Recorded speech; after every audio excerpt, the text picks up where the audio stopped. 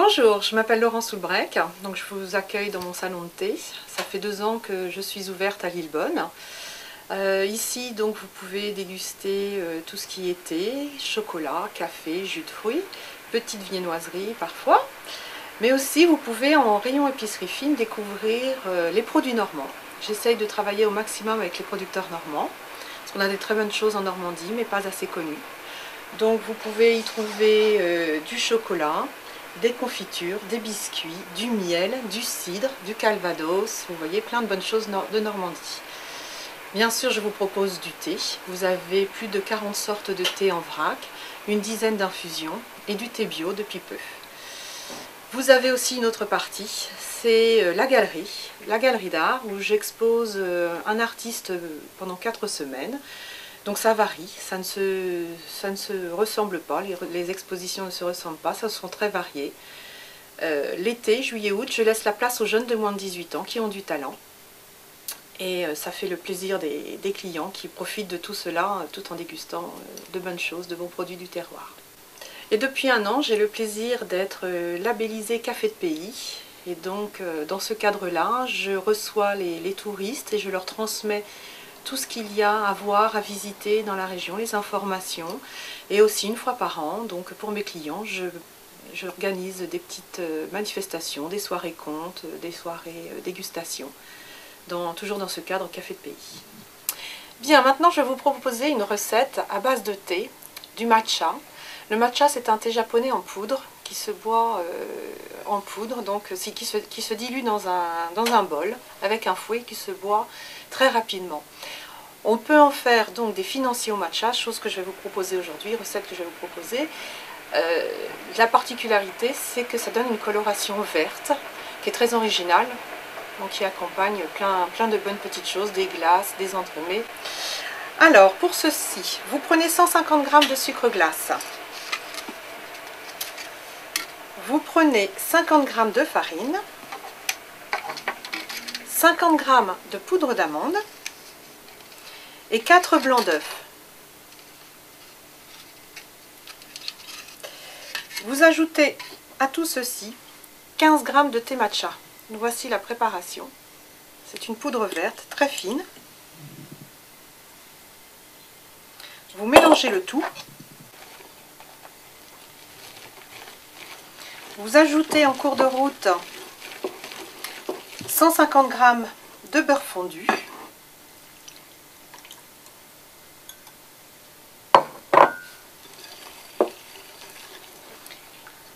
Et vous mélangez bien jusqu'à obtention, je vais y arriver, d'une pâte bien lisse.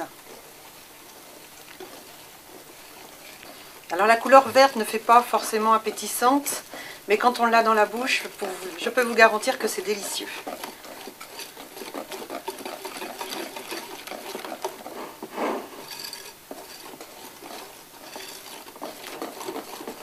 Donc ici, je vous propose le thé matcha. Je vous le propose en portions de 30 g, ce qui vous permet de faire 2 recettes, de pouvoir essayer sans trop dépenser, parce qu'évidemment c'est un thé qui est très très cher.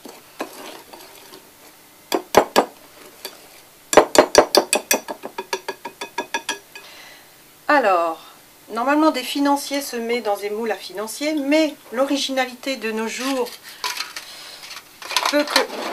on peut mettre ça dans n'importe quel moule. Ici, moi j'ai pris un moule à craqueler, oui c'est ça, craqueler. Ça donne une originalité supérieure encore.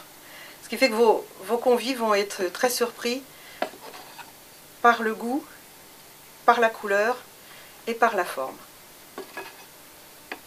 Donc vous mettez ça, vous accompagnez ça avec un thé, vous accompagnez ça avec une glace de la Fer notamment, que je propose aussi également ici.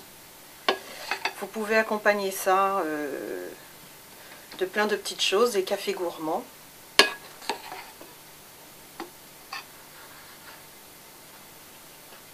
Donc évidemment on ne remplit pas entièrement les moules, faut pas que ça déborde.